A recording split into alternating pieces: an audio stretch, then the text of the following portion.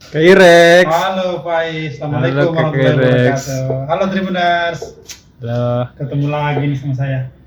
Iya. Hari ketemu ya. Jadi, apa dibahas ini di halaman 1, Kak? Eh, ini masih soal politik, Faiz. Kenapa Jadi itu, Kak? ini kan sudah masuk hari Rabu itu sudah masuk hari ke-9 kampanye. Iya. Kampanye caleg dan kampanye Pilpres 2024. Kalau kita lihat sekarang kan di Makassar, di Sulawesi Selatan ini khususnya banyak sekali baliho-baliho tanda gambar caleg bertebaran di pinggir jalan. Iya. Jadi itu menandakan bahwa pemilihan umum semakin dekat. Ya.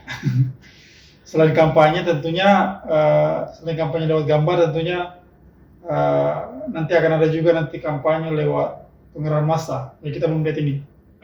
Nah, terkait dengan kampanye ini, khususnya kampanye Pilpres 2024, pengamat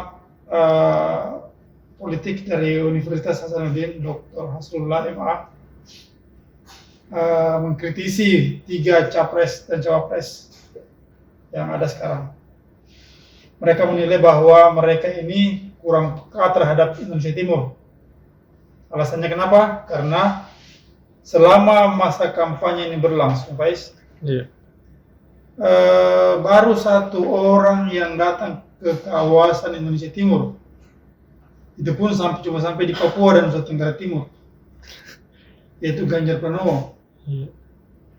Kalau untuk wilayah Sulawesi Selatan, sampai hari ke-9 ini belum ada jadwal sama sekali, baik pasangan nomor 1, kedua maupun nomor 3. Itulah makanya kenapa Pak Dr. Rasulullah merasa gelisah.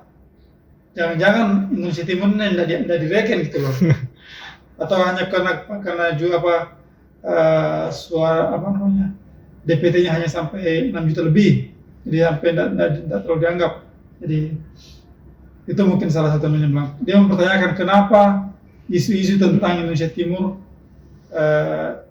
jarang diangkat oleh para capres dan cawapres. Kebanyakan para capres dan cawapres sekarang lebih banyak berkutat melakukan kampanye di daerah Jawa dan Sumatera. Sementara Indonesia Timur masih sangat nihil. Itu berikutnya, Faiz, tentang masih terkait dengan pemilu. Iya. Di hari ke-9 ini ternyata masih banyak juga baliho-baliho atau tanda-tanda gambar para caleg yang masih terpasang di daerah terlarang. Veteran ternyata masih banyak yang belum dibersihkan sama Bawaslu. Terus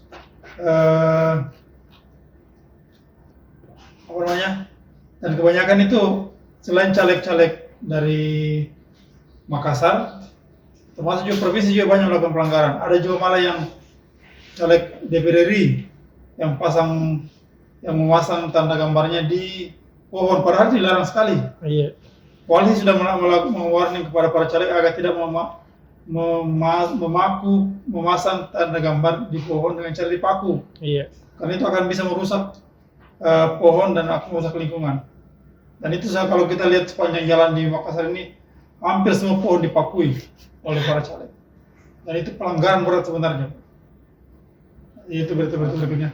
Kemudian berita lainnya, Faiz. Iya. Ada peristiwa tragis di Maros subuh. Apa itu, Kak? Rabu subuh. Apa itu, Kak? Dua orang menjadi korban pembunuhan bapak dan anak Kudung. di Maros.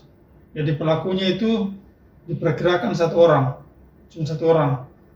Jadi dia masuk ke rumah di ruko lantai 3, dia masuk ke lantai 2 itu dengan cara manjat dinding. Nggak tahu bagaimana caranya, yang jelas menurut saksi mata ini katanya tidak mungkin dia bisa masuk lewat pintu depan karena sudah semua terkunci rapat. Iya. Kemungkinan besar katanya hanya lewat dinding dan jendela itu bisa masuk di situ, karena hanya itu agak terbuka. Nah, ini saksi mata ini korban yang merupakan anak korban sendiri, dia lihat langsung itu peristiwa pembunuhan. Dia lihat langsung bapaknya sama kakaknya dibunuh di depan matanya. Ih, dong. Sadis sekali. Dan sampai sekarang polisi hingga pukul berapa ya? Hingga malam ini, malam tadi, Iya. polisi masih mengejar pelaku yang ciri-cirinya sudah diketahui identitasnya, ciri-ciri fisiknya, kemudian sketsa wajahnya sudah ada. Jadi polisi sementara mengejarnya. Dan motif-motifnya juga belum sampai sekarang belum ditahu. Tapi ada dugaan bahwa itu motif perampokan atau motif dendam. Kenapa dikira perampokan? Karena pelaku juga setelah membunuh korban, dia juga Ngambil barang. mengambil uang di laci di kamar korban. Jadi, tapi belum tahu berapa jumlahnya karena sampai sekarang masih belum katanya belum dihitung berapa jumlahnya diambil. Kalau soal dendam ya mungkin sampai sekarang polisi juga masih mendalami karena melakukan pemeriksaan terhadap saksi. Jadi itu saja mungkin Pak Is, berita yang agak menonjol hari ini. Iya. Dan untuk lebih lengkapnya silakan baca Tribun Timur edisi Kamis 7 Desember 2023. Assalamualaikum warahmatullahi wabarakatuh. Assalamualaikum.